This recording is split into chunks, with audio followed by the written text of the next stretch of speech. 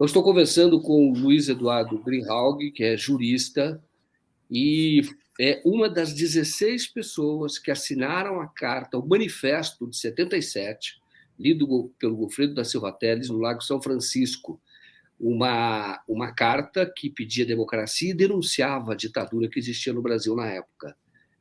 Essa iniciativa, ela inspirou, vamos dizer assim, um outro movimento que ocorre agora, que é uma outra carta pelo Estado Democrático de Direito, que será lido agora neste dia 11, no Lago São Francisco, e o Greenhalgh é uma das 16 pessoas que assinaram aquela carta e que vão assinar, que assinam também esta.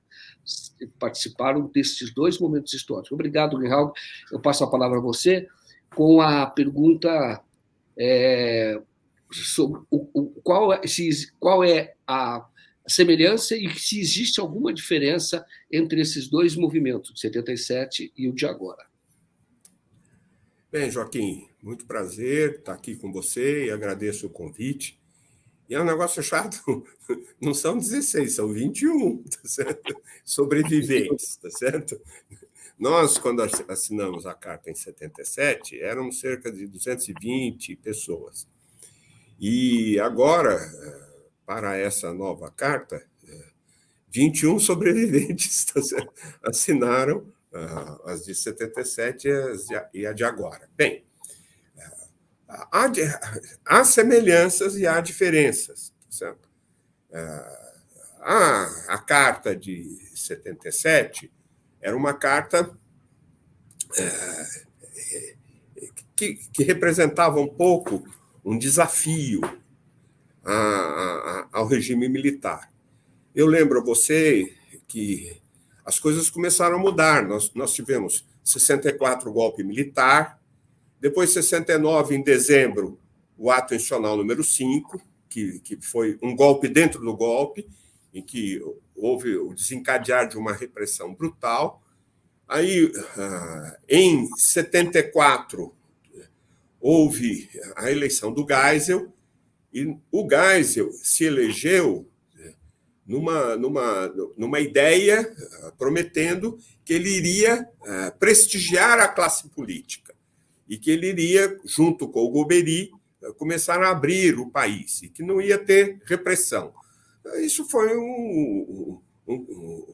uma balela, porque ele tomou posse em 74, em 75 nós passamos o ano inteiro de repressão ao Partido Comunista. As pessoas acusadas de pertencerem ao PCB. E foi o ano, talvez, de maior número de prisões. Foi o ano em que começaram a surgir os enforcados no DOI-CODE. Em junho de 75, o primeiro-tenente da reserva, Almeida, José Almeida. O segundo, em outubro, foi o Vladimir Herzog, que todos nós acompanhamos. E em janeiro de 76, já no início do ano de 76, Manuel Fiel Filho. Né? Então, José Ferreira de Almeida, em junho, Herzog, em outubro, Manuel Fiel Filho, tá certo? Fez com que as promessas do Geisel caíssem no vazio. Em 76, tá certo? Houve uma disputa interna entre os militares. Silvio Frota versus Golbery, quem queria abrir, quem não queria abrir, e o Geisel dizendo, eu vou tentar abrir, não sei das quantas, e a repressão agindo, desmentindo, e os fatos desmentindo o Geisel. Eu marco dezembro de 76, dia 16 de dezembro de 76, aqui na Lapa, em São Paulo, a chacina da Lapa, o estouro da repressão contra uma reunião do Partido Comunista do Brasil, do PCdoB, do Comitê Central do PCdoB, onde Ângelo Arroio foi morto, Pedro Pomar foi morto, foram presos Vladimir Pomar, Aldo Arantes, Haroldo Lima, Elza Monerá, tá certo? E foi uma chacina. Então, o ano de 76 terminou desmentindo o Geisel, desmentindo as ideias de abertura, e 77 começa numa demonstração de reação da sociedade. Os estudantes aqui em São Paulo, em 77, fizeram uma passeata do Largo de São Francisco até o Teatro Municipal, e o Erasmo Dias cercou o viaduto do Chá e os estudantes inteligentemente sentaram-se no chão, tá certo? E o Erasmo não pôde usar a tropa de choque, tá certo? Porque estavam todos sentados no chão. Depois disso, houve a Carta aos Brasileiros. A Carta aos Brasileiros foi uma manifestação feita por alguns advogados, inicialmente de presos políticos. Eu cito José Carlos Dias, eu cito Flávio Berrenbach, Maria Luísa Berrenbach, Arnaldo Malheiros, tá certo? E a carta foi pegando um pouco de adesão a um setor progressista da Ordem dos Advogados, da Associação dos Advogados, alguns professores da Faculdade de Direito, catedráticos da Faculdade de Direitos, tá certo? Alguns desembargadores, ex-ministros do Supremo Tribunal Federal, e a carta foi adquirindo robustez, a carta foi adquirindo musculatura. E aí se teve a ideia de pedir ao Gofredo da Silva Telles que fizesse a leitura da carta. A carta, olha só o que eu vou lhe dizer, a carta original não tinha nada a ver com a carta que o Gofredo leu. A carta original era uma sequência de dizendo que se queria o Estado democrático de direito, que isso era a revogação da Lei de Segurança Nacional, do Ato Institucional número 5, anistia aos presos políticos, liberdade de imprensa, fim da censura. E quando entregaram para o Gofredo para ele ler, o Gofredo modificou e colocou ali a sua impressão digital. Se você pega a Carta de 77, você vê que ela tem capítulos. O legal e o legítimo, isso é coisa do Gofredo. A ordem, o poder e a força, em tópicos ele foi fazendo. A soberania da Constituinte, o poder constituinte, o Estado de Direito e o Estado de Fato. Isso eram os resumos das aulas que ele dava para nós na São Francisco, tá certo? A sociedade civil e o governo. E ele juntou, então, a carta original, que era pequena, com as considerações dele, virou um tratado sobre a democracia. Se você pega a Carta de 77, ela é um compêndio, né, de direito constitucional, de direitos humanos, de cidadania, etc. Bem, outra coisa, havia o Sesc Centenário dos cursos jurídicos do Brasil.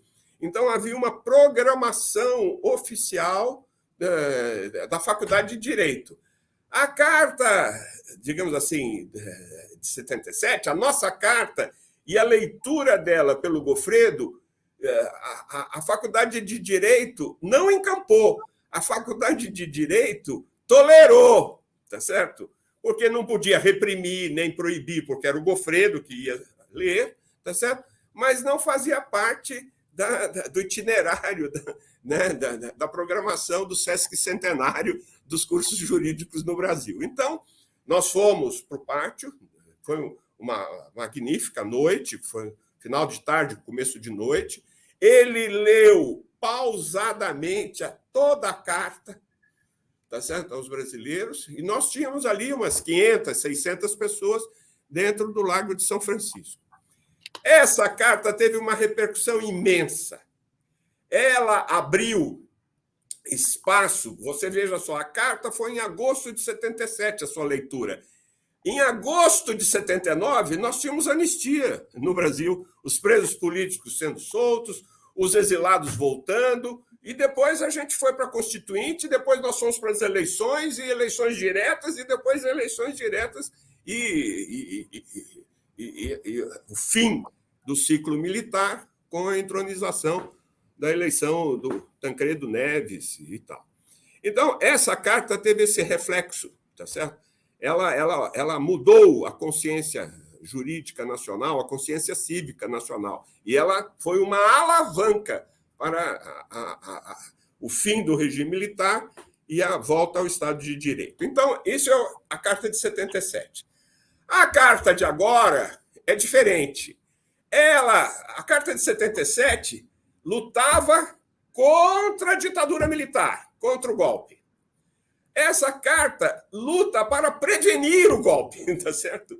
Ela é um alerta antecipado. Nós não vamos tolerar o golpe. Essa carta foi feita por iniciativa de diversos colegas, advogados, e ela foi andando de novo para comemorar os 45 anos da Carta de 77. O que aconteceu? O nosso inominável presidente, tá certo? Naqueles lampejos, não é? Umas lamparinas que de vez em quando dá na cabeça dele, ele resolveu de fazer uma reunião com 70 embaixadores. Chamou 70 embaixadores ao Palácio do Planalto e fez um discurso. Ninguém sabia por que estava indo lá, ninguém sabia por que tinha sido convidado, ninguém sabia e ninguém sabe até hoje porque alguns países foram excluídos, outros foram incluídos. Ele chamou 70 e só ele falou. E nesses 70 ele falou: olha, eu não confio na legislação eleitoral, eu não confio no Tribunal Superior Eleitoral, eu não confio nas urnas eletrônicas, eu não confio no Supremo Tribunal Federal, e eu estou avisando que eu não vou aceitar o resultado eleitoral. E eu estou avisando antes, quer dizer, de uma diplomacia paquidérmica, tá certo? Que caracteriza ele. É essa a reação, porque ninguém mais falou. Falou ele, agradeceu e todo mundo foi embora. Aí começaram a haver reações. Os próprios embaixadores, os Estados Unidos, a Embaixada dos Estados Unidos condenou, disse que a urna eletrônica era boa, que as eleições no Brasil são exemplares, que ninguém nunca comprovou nenhuma irregularidade e que democracia exige respeito ao resultado eleitoral, ao voto popular. Aí a Inglaterra também, a França também, a Alemanha também. E o manifesto nosso, tá certo? Esse de agora, de 22, que ia pegar 2.000 pessoas, 2.300 pessoas, tá certo? No máximo 5.000 pessoas no início, tá certo? Adquiriu uma explosão generalizada. Todo mundo passou a querer assinar esse manifesto de agora, em função da repercussão e do discurso que o Bolsonaro fez na reunião com os embaixadores que ele chamou lá para falar mal das instituições brasileiras. Então, aquilo foi um tiro no pé, mas esse tiro no pé serviu para espraiar, tá certo? No Brasil inteiro, esse manifesto e todo mundo assinar. Hoje, eu acho que nós já temos 820 mil assinaturas. Amanhã, eu acho que é possível a gente chegar aos 900 mil, mas eu nunca vi no Brasil um manifesto com 800 mil pessoas, me desculpem. Entendeu? É um sucesso de público e de bilheteria, não tem? É uma coisa. Então, aqui se previne o golpe. Lá a gente combatia o golpe, queria a queda do golpe. Aqui a gente está dizendo: não vamos aceitar, pare com isso, vai ser obrigado a respeitar o resultado eleitoral. Não é? Então, há diferenças e há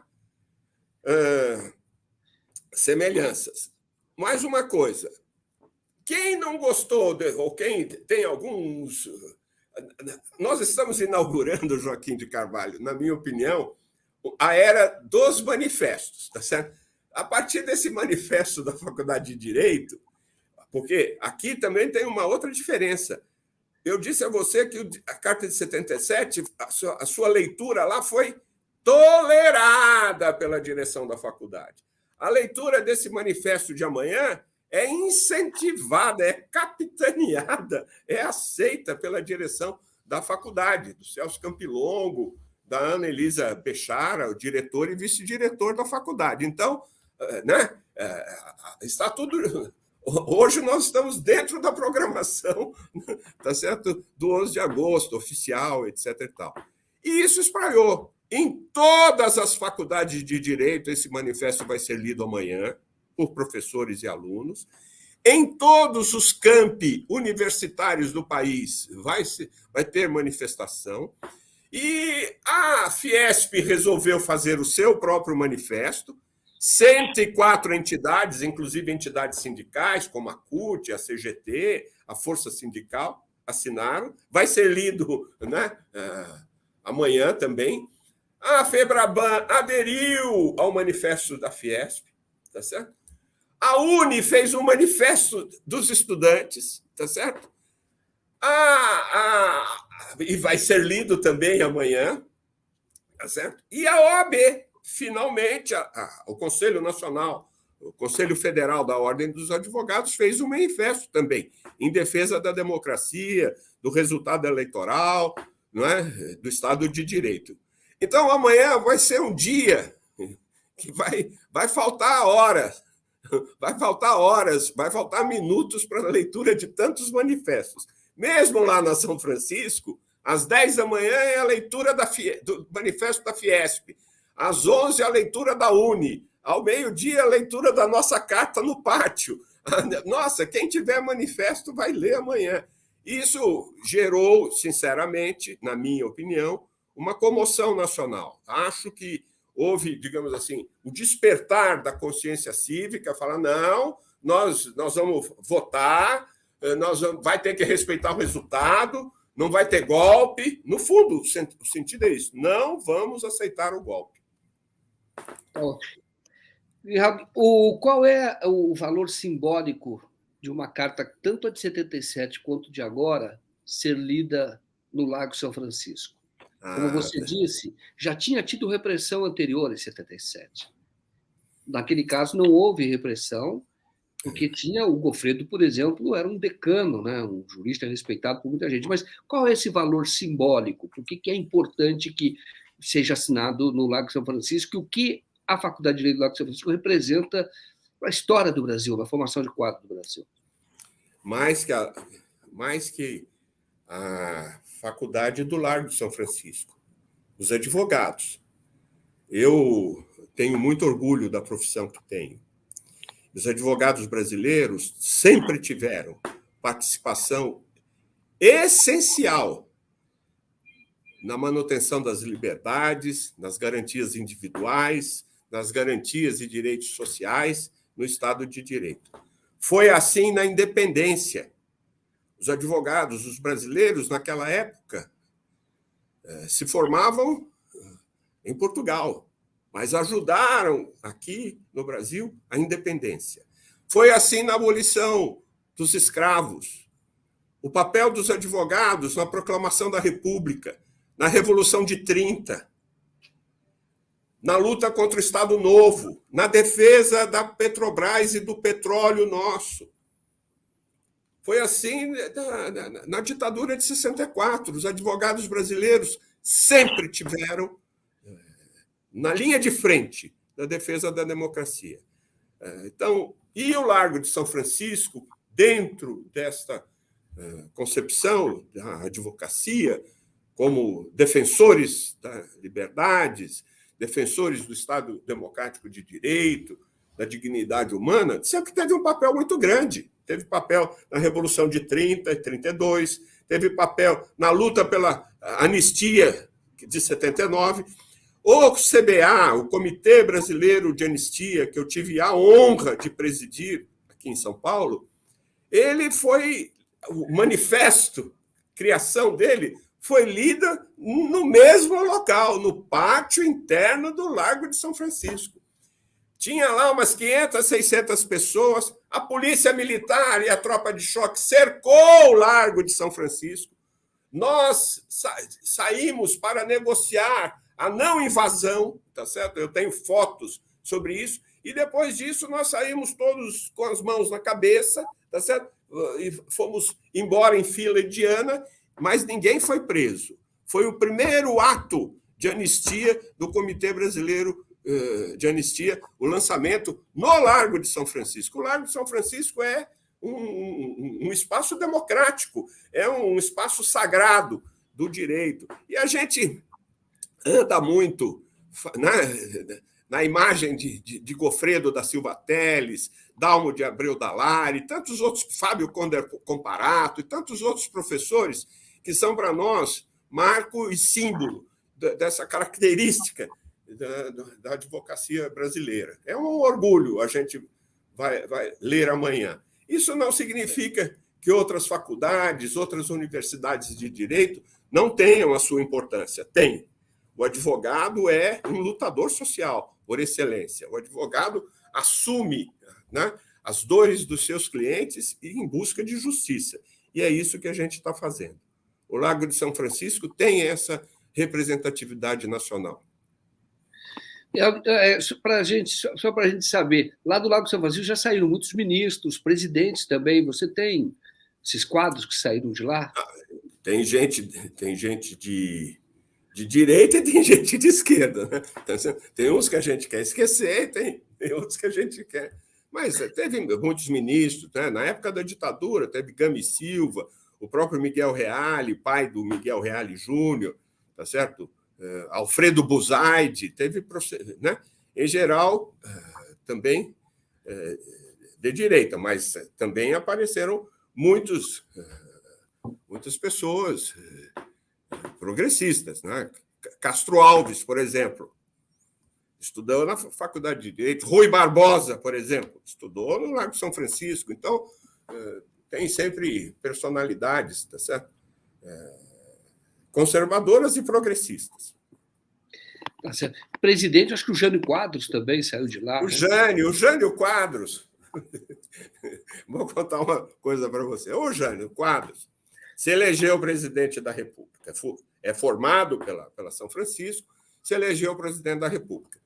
E o 11 de agosto, o Centro Acadêmico 11 de agosto, você sabe que o Centro Acadêmico 11 de agosto tinha tanta importância que na ditadura militar, quando tornaram ilegais os centros acadêmicos em todo o território nacional, os diretórios acadêmicos em todo o território nacional, à exceção do glorioso Centro Acadêmico 11 de agosto. Então, o único centro acadêmico na ditadura que era legal era o Centro Acadêmico 11 de agosto. Tá certo? Muito bem.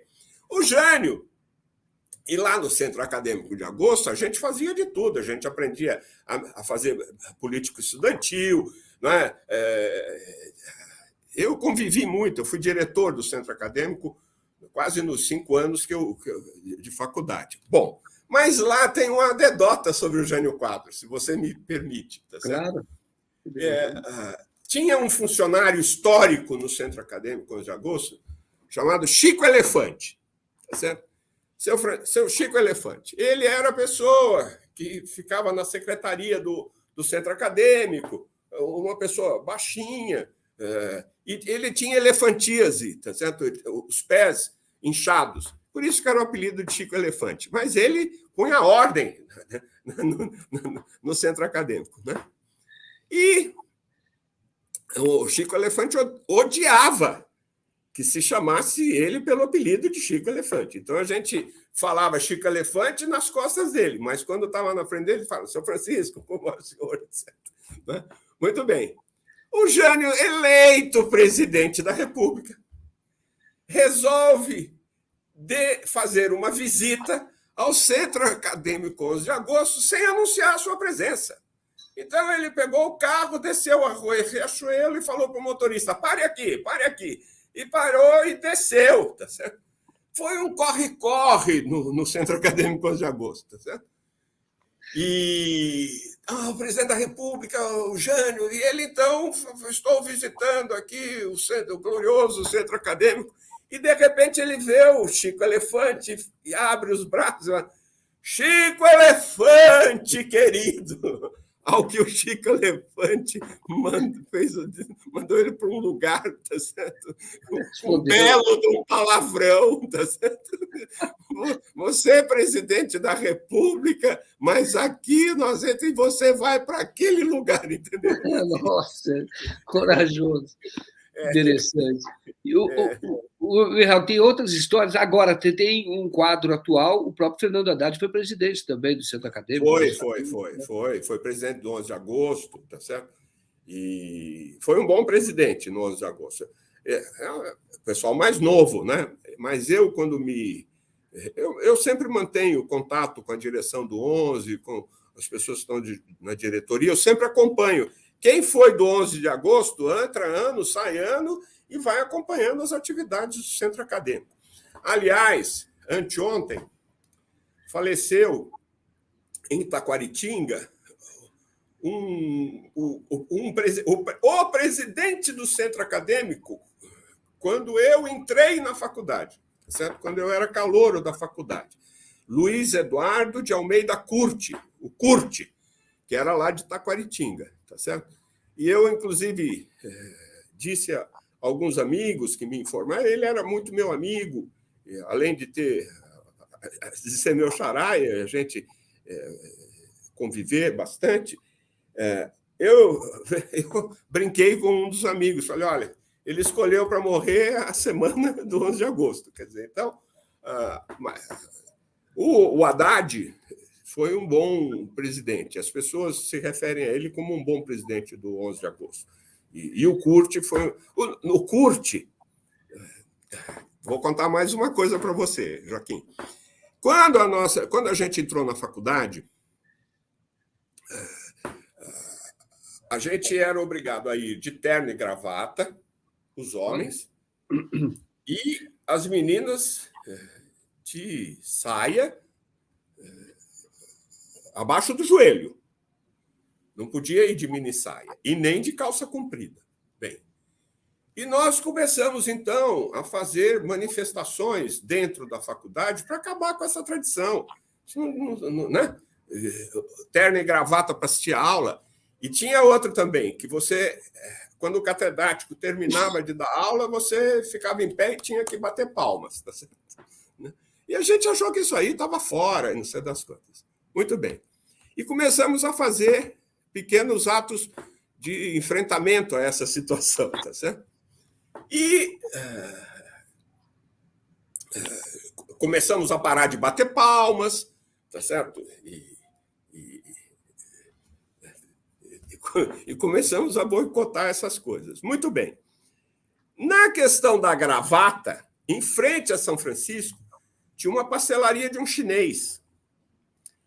A pastelaria, a gente saía no recreio, no intervalo de aula, a gente ia comer um pastel na pastelaria do chinês e tomar um caldo de cana e voltava, em geral.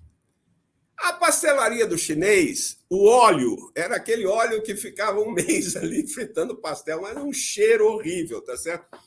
Então, o que a gente começou a fazer? A gente arrumou um cabide e punha as nossas gravatas, tá certo? Enquanto comia o pastel, pendurada na cozinha do chinês. E depois punha de novo e entrava nas aulas. E as aulas começaram a feder, entendeu? Imagina, 30, 40 gravatas com óleo de pastelaria.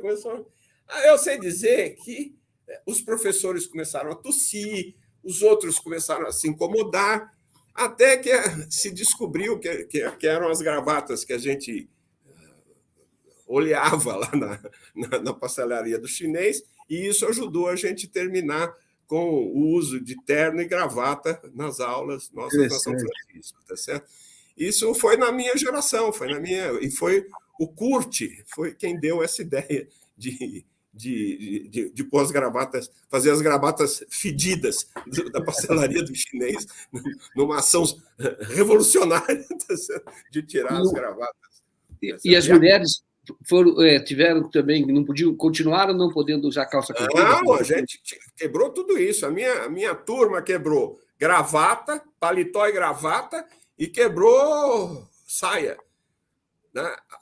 No final, no terceiro e quarto anos, todas as moças já podiam ir de calça, tá certo? De terninho, e não tinha problema nenhum, tá certo? A gente quebrou essa tradição, era uma tradição longa, tá certo? Para ter ideia, que ano foi isso, Guilherme? Em 1970, 71.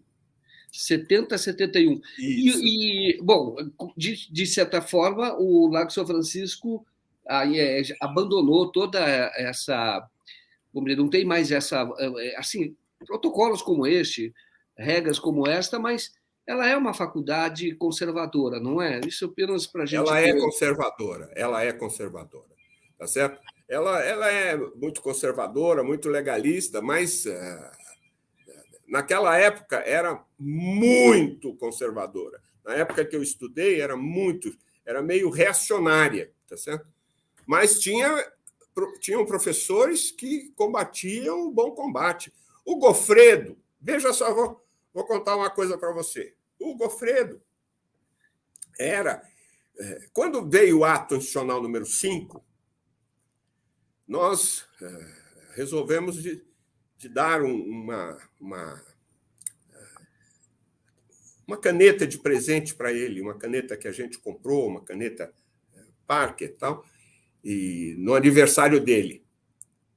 E pedimos, né, para ele que aceitasse aquilo, que nós tínhamos confiança nele, que ele era um dos nossos melhores professores. E ele, então, agradeceu essa caneta com um discurso que, se tivesse chegado aos ouvidos da auditoria militar, ele estava enquadrado na Lei de Segurança Nacional. Ele fez um discurso maravilhoso de agradecimento desse presente que a gente deu, entendeu?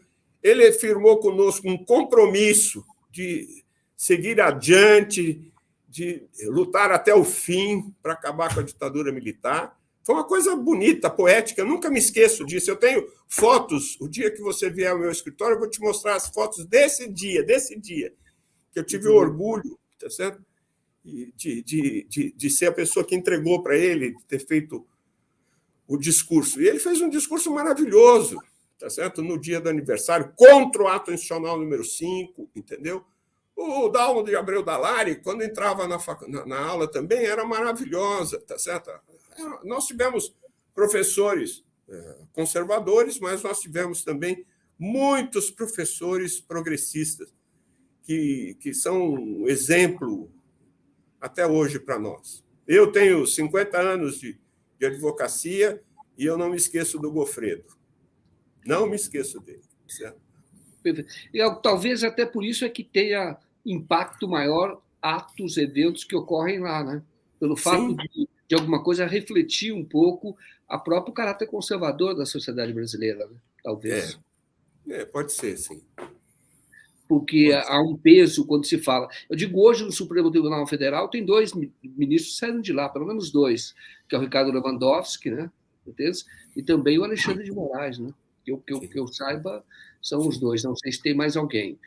E só para a gente continuar nesse papo falando sobre a importância do Lago São Francisco, está na biografia do Fernando Henrique Cardoso, por exemplo, que ele tentou entrar no Lago São Francisco. O sonho dele era ter feito direito. Não passou, essa é a verdade. E ele passou, então, ciências sociais e foi fazer sociologia e virou um quadro político, sem dúvida nenhuma. Mas tinha esse sonho, e ele mesmo disse, ele tinha feito a escola de São Paulo, e ele mesmo disse que tentou, fez a primeira opção dele era o Lago São Francisco, mas não passou, foi para ciências sociais e se tornou um sociólogo com repercussão até fora do Brasil. Só para fazer esse comentário. E, de novo, já que a entrevista tomou esse caminho, falando sobre o importante do Lago São Francisco, que é bom que as pessoas saibam, porque o ato vai ser realizado lá e tem esse valor simbólico. Eu mesmo coloquei uma hipótese aqui. Será que, em razão de ser uma cidade conservadora, é que muitos eventos que ocorrem lá acabam tendo uma repercussão maior na sociedade brasileira? Você tem editorialista do Estado de São Paulo, o Jornal do Estado de São Paulo, por exemplo, que é de lá, saiu de lá, que é de lá. Então, tem essa força. Agora, vamos ver, existem conservadores, mas com lucidez. Existem aqueles que são absolutamente reacionários. Há uma diferença, não é? Isso. Não, deixa eu lhe dizer uma coisa. Na São Francisco, nós tínhamos... A São Francisco é um território especial. O Largo de São Francisco é um território especial. Nós fazíamos as penduras, tá certo? Né? Muita Castro Alves, muita boemia, muita tertúlia, muita coisas, tá certo? Novas, inovações. Nós tínhamos as nossas trovinhas, as trovas da São Francisco, que misturavam coisas engraçadas com coisas profundas. Eu vou te dizer uma trovinha, se a memória ainda não me abandonar nesse instante. Uma engraçada.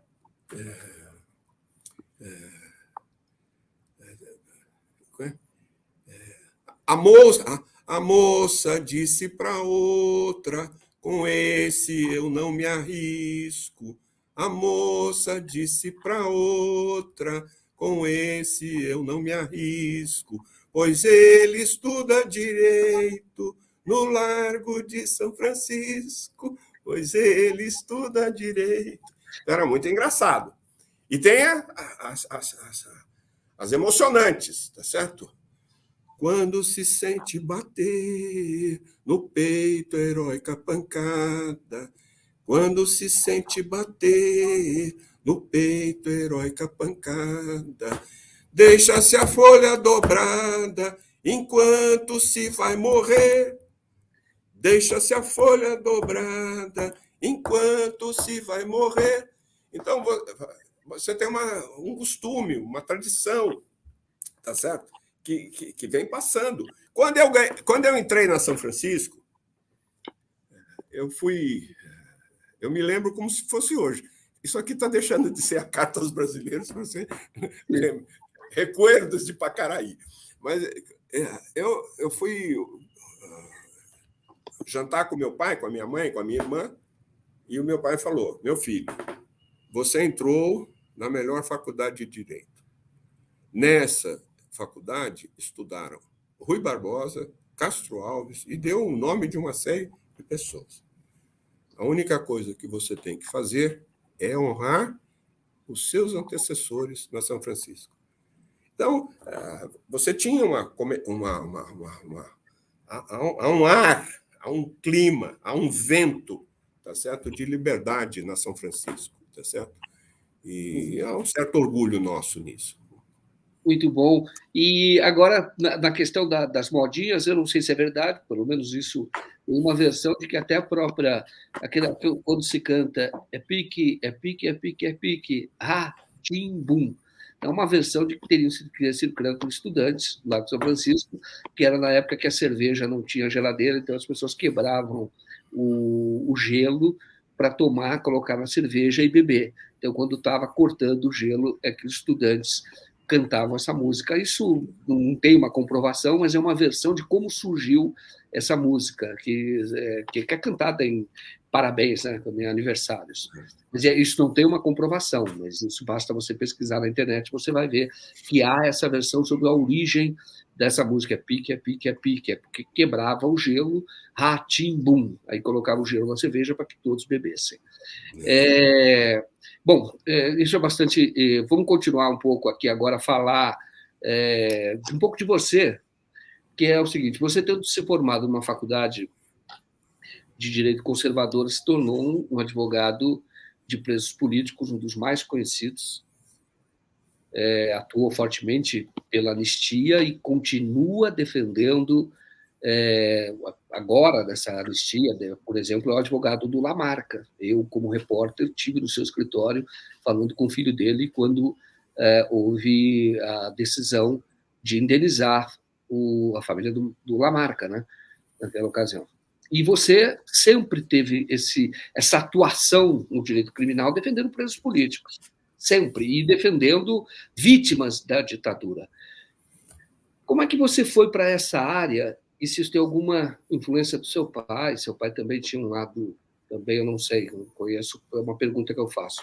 Esse lado, vamos ver, ao lado das causas dos trabalhadores, de certa forma, e das causas progressistas. Como é que você e outros da Faculdade de Direito, uma faculdade conservadora que tinha professores progressistas, como Goffredo, como Dallari, Fábio Conder Comparato. E outros. E como é que você, então, foi para essa atuação e foi de fato alguém importante no enfrentamento da ditadura? Não, Joaquim, eu fui eleito representante dos alunos no Conselho Universitário, pela Faculdade de Direito. Né? E, naquela época, no Conselho Universitário, haviam 5 representantes dos alunos. Um da Faculdade de Direito, um da Politécnica, das faculdades com mais alunos. Né? Um da Luiz de Queiroz, certo? Acho que um da Medicina, e a gente fazia os 5. Naquela época, a ditadura tentava passar uma reforma universitária, e nós éramos contra a reforma universitária. E nós lutávamos contra o 477, né, que expulsava alunos, etc. E tal. Muito bem, e nessa minha gestão, no meu mandato no Conselho Universitário, eu vim a conhecer um advogado que também era autor teatral, Edibal Pivetta.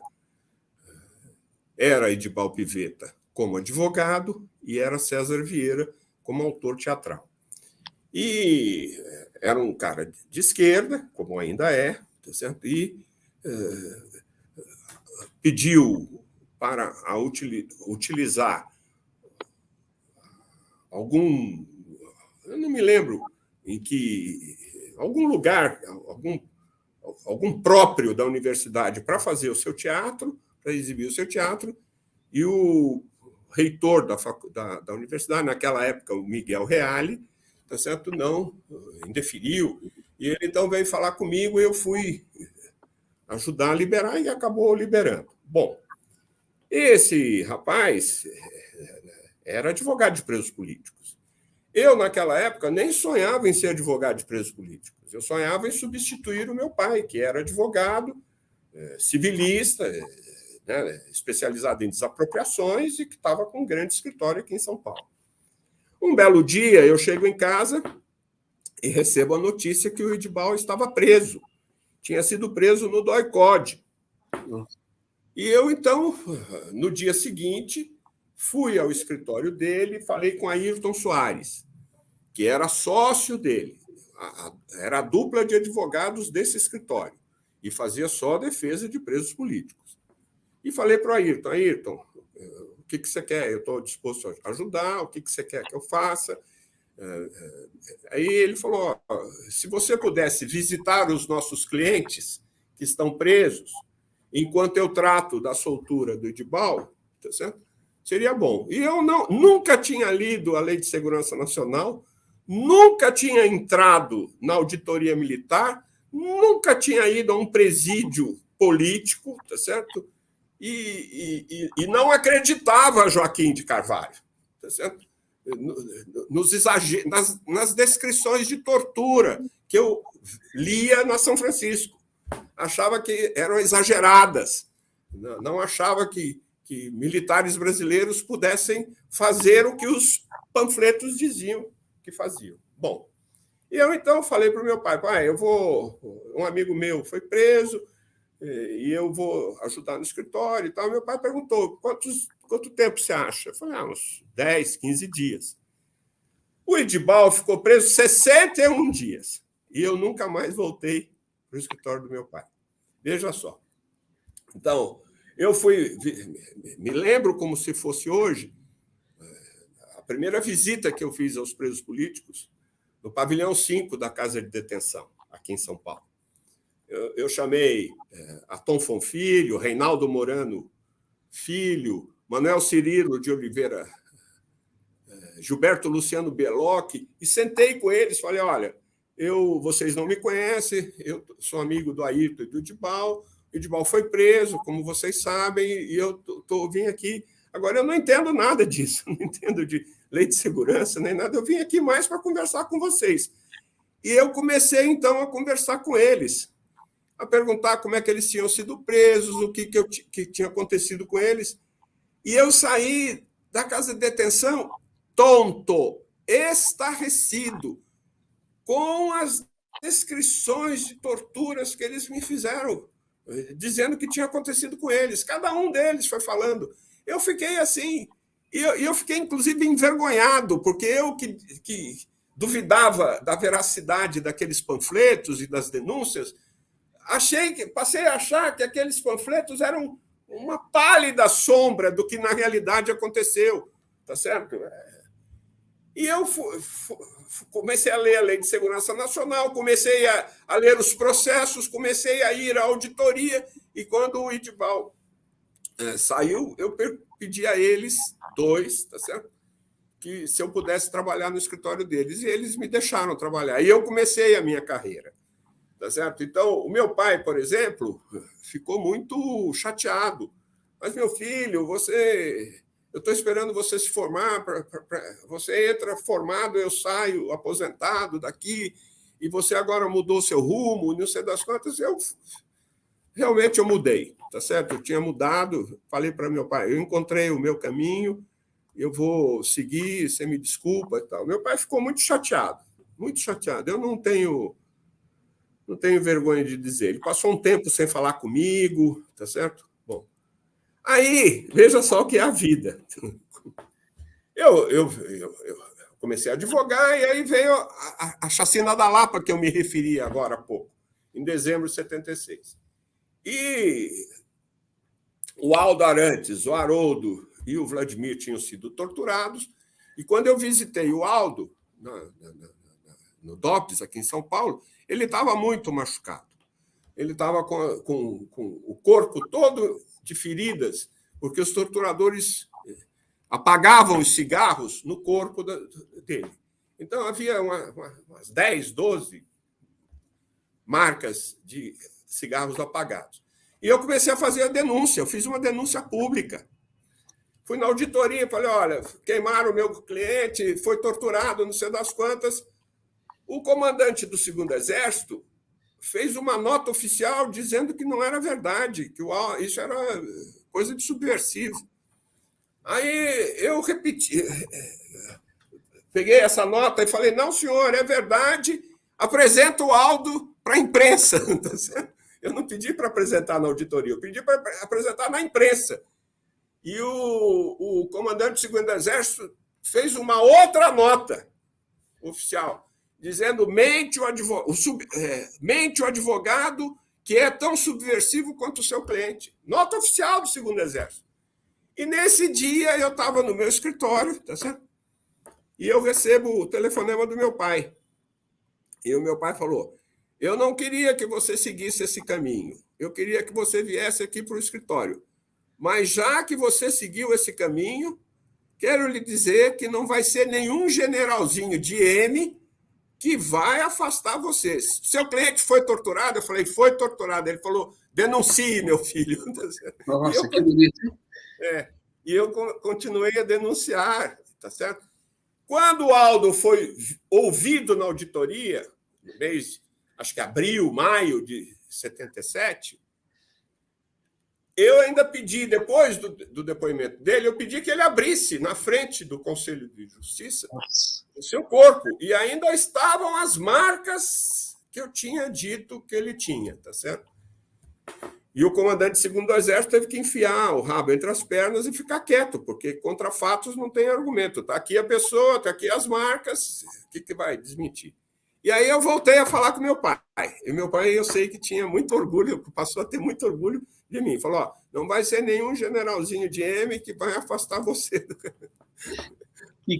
Agora, Ricardo, para a gente encerrar e até depois falar, porque do que nós estamos falando justifica a atuação do Grijalva e de outros advogados, essa atuação para a elaboração dessa carta, para que a sociedade tome conhecimento da importância da democracia. O Grijalva está falando, essa carta agora é preventiva, dizendo, olha, está todos os indícios de que estão querendo um novo golpe. E a democracia tem que ser defendida em qualquer circunstância, porque fora dela há horrores como este que o Grijalva está contando. Mas eu gostaria de saber que você foi alvo também, né, de atentado, seu escritório, como advogado, em razão da sua atuação na defesa dos presos políticos. Fazendo um parênteses, essa chacina da Lapa era uma reunião política do Partido Comunista, eu acho, naquela ocasião, era uma reunião política, o direito das pessoas de se reunirem para debater politicamente aquilo em que acreditam, a conjuntura do país, ações no campo democrático.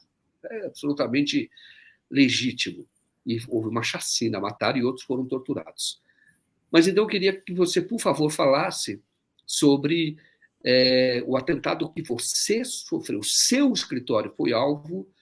E aí tem algumas contradições que ocorrem no sistema da ditadura, que você acabou tendo até um episódio, se quiser falar sobre isso, de alguém que acabou até te avisando de que teria o atentado à bomba, ou protegendo, de certa forma, vocês todos no escritório. Pois é, Joaquim. E acho que foi em acho que foi em 77 mesmo, 75, 76, foi 77. Começaram a haver atentados a bancas de jornais, tá certo? A jornais da oposição, como o jornal Em Tempo, como o jornal Movimento, e começaram também a atacar escritórios de advocacia. Bem, um belo dia, eu estava no meu escritório e a secretária que eu tinha entrou na minha sala e falou: "Ó, tem uma pessoa querendo falar com o senhor e não quer se identificar."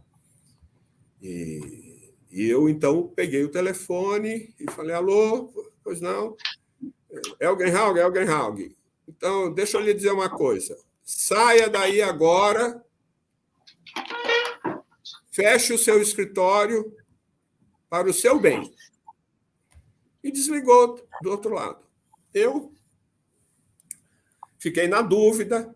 No começo eu pensei que era trote. Será que é isso mesmo? Será que não é? Mas pelo sim, pelo não, eu falei: não, eu vou fechar esse escritório. Acho que eram 2h30, 3 horas da tarde. Eu saí na sala de espera, tinha uma cliente esperando. Eu disse que eu não ia atendê-la, que voltasse na semana seguinte. Eu falei para a minha secretária arrumar as coisas para a gente sair. Tinha um senhor que tomava conta da casa. Esse lugar era onde tinha o escritório com o Edibal Pivetta e com a Ayrton Soares, Travessa Brigadeiro, número 21.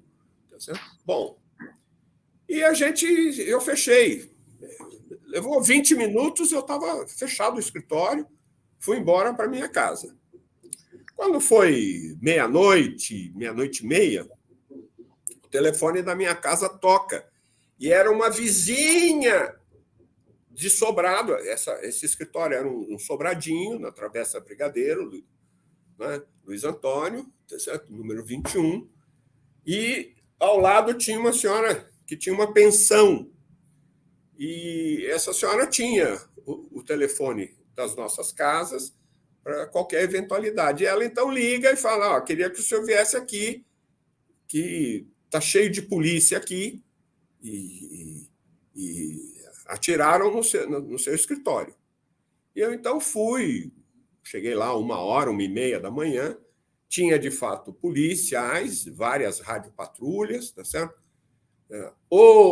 A porta de vidro do escritório estava blindex, o blindex tinha caído, a janela tinha sido tiroteada, a janela de cima tinha sido tiroteada, e haviam espalhado na calçada e na rua panfletos dizendo: aqui moram comunistas, subversivos, terroristas, este é um aviso, hoje foi a casa, amanhã serão vocês. Ação anticomunista brasileira, tá certo? Que era uma coisa. Papel mimeografado, eu tenho até hoje nos meus arquivos um exemplar disso. Aí a polícia queria saber o que funcionava ali, que a polícia também já chegou, não era para ajudar, era, né, para saber o que era. Você está falando: aqui é um escritório de advocacia, tá certo? Vamos abrir o boletim de ocorrência, e a gente abriu o boletim de ocorrência que nunca investigou nada, tá certo? E nós tivemos um prejuízo, tivemos que trocar as janelas, a porta, etc. e tal, e foi isso que aconteceu. Mas nenhum de nós estava lá no momento do ataque. Quando o presidente Lula foi eleito, né, em 2002, eu era deputado federal, estava em Brasília e telefonou-me uma pessoa. Queria ter um convite para assistir à posse do presidente Lula. E eu fui atrás desse convite, mas não consegui. Naquela época já estavam... Todos os convites tinham sido distribuídos, eu não consegui. Mesmo com prestígio, com deputado, não sei das coisas, não consegui. E liguei de volta para essa pessoa. Falei, olha, eu não consegui o convite, você me desculpa, não sei das quantas. E a pessoa falou, obrigado por você ter me ajudado a pegar esse convite, mas eu também te ajudei. Eu falei, como você me ajudou? Eu já te ajudei. Você se lembra um telefonema que você recebeu para sair do seu escritório e de noite atiraram lá? Fui eu que dei. Quem que era essa pessoa? Essa pessoa era um senhor chamado Alfredo Santos Júnior.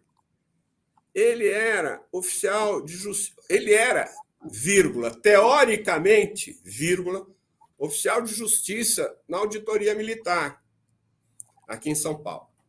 Ele era a pessoa que punha uma capinha preta, anunciava as audiências, punha para dentro ou para fora testemunha, terminava, dava para você o papel para você assinar, as atas, etc. e tal.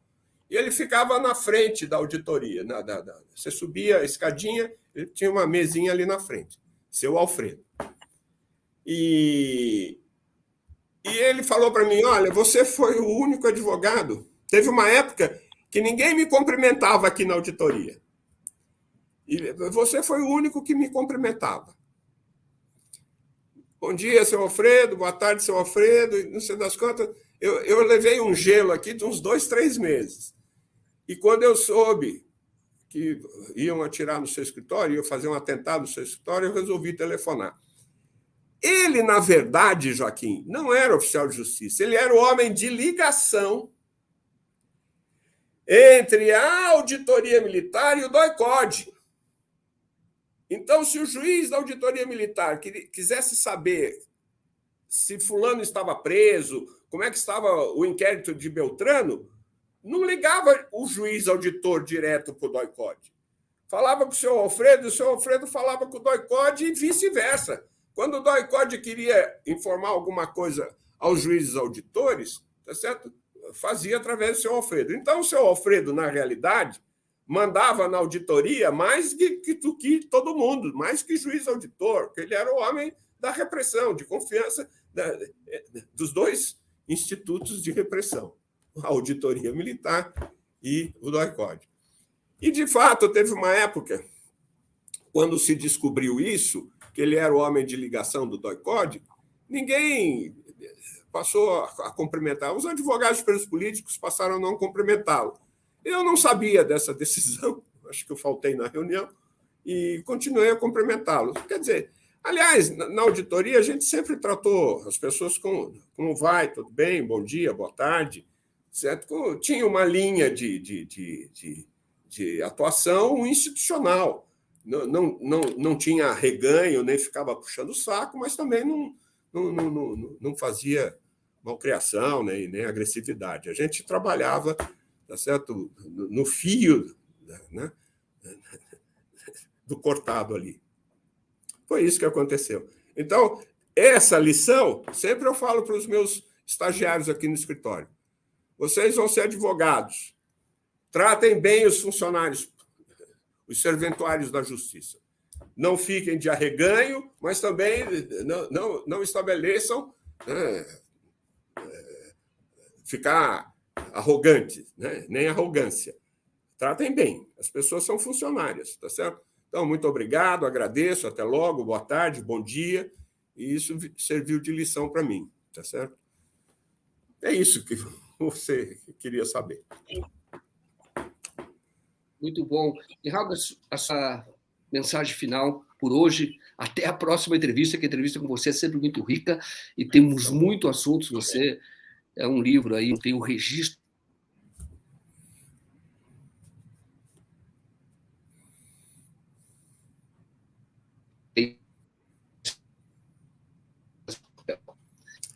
Tá bem. Bom, eu te passo, então, para fazer essa mensagem. Não, eu quero... A sua, a palavra é você. Eu quero aproveitar essa entrevista, agradecer a gentileza e a generosidade sua de me convidar para essa entrevista. Quero pedir a todos os advogados que ainda não assinaram a carta que assinem, por favor, tá certo? Porque a carta será um dique, tá certo? Contra as tentativas de golpe, e a carta é, não é, um quartel-general pelo reconhecimento da importância do voto popular. Nós queremos eleições livres, honestas, transparentes, e quem ganhar, leva. Não vai ter golpe.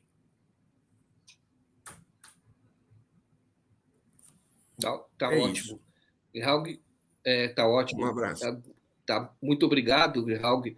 Obrigado por essa entrevista e até a próxima. E parabéns mesmo pelo teu. Obrigado, Joaquim. Obrigado.